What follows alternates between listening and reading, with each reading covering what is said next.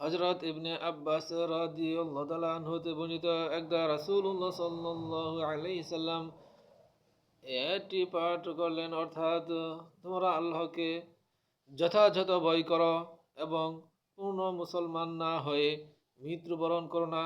অতঃপর রাসূলুল্লাহ সাল্লাল্লাহু আলাইহি ওয়াসাল্লাম বললেন, যদি জাক্কুম গাছের এক ফোঁটা এই দুনিয়ায় পড়ে, তবে গোটা দুনিয়াবাসী জীবন ধারণের উপকরণসমূহ বিনষ্ট হয়ে যাবে।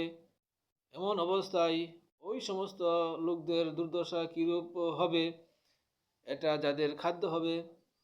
তিরমিজিতে হাদিসটি বর্ণিত হয়েছে।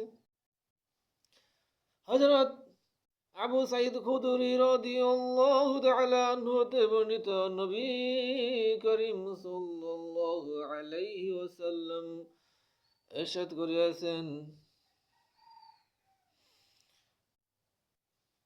আল্লাহর বাণী, ওয়াহুম ফিহা কালিহুন। এর অর্থ হলো, জাহান্নামী ব্যক্তির অবস্থা এমন হবে যে আগুনের প্রচণ্ড তাপে তাদের মুখ ভাজা পোড়া হয়ে উপরের ঠোঁট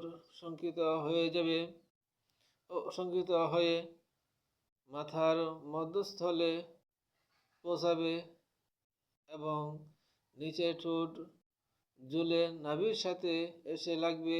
তিরমিজি। হযরত আনাস রাদিয়াল্লাহু তাআলা আনহু হতে বর্ণিত, নবী করিম সাল্লাল্লাহু আলাইহি ওয়াসাল্লাম বলেছেন, হে মানুষ সকল, তোমরা আল্লাহকে ভয় করো, খুব বেশি বেশি ক্রন্দন করো। যদি কাঁদতে ব্যর্থ হও, তাহলে ক্রন্দনের রূপ ধারণ করো, কেননা জাহান্নামী জাহান্নামের মধ্যে কাঁদতে থাকবে, এমনকি পানির নালার ন্যায় তাদের চেহারার অশ্রু প্রবাহিত হবে। এক সময় অশ্রু খতম হয়ে যাবে এবং রক্ত প্রবাহিত হতে থাকবে। এতে তার চক্ষুসমূহ এমন গভীরভাবে ক্ষত হবে যে যদি তা নৌকা চালাতে হয় তবে তাও চলবে। সহিহ সুন্নাহ। এই হাদিসের ব্যাখ্যায়, এই দুনিয়াতে আল্লাহর আযাবের ভয়ে কাঁদলে পরকালে আর কাঁদতে হবে না।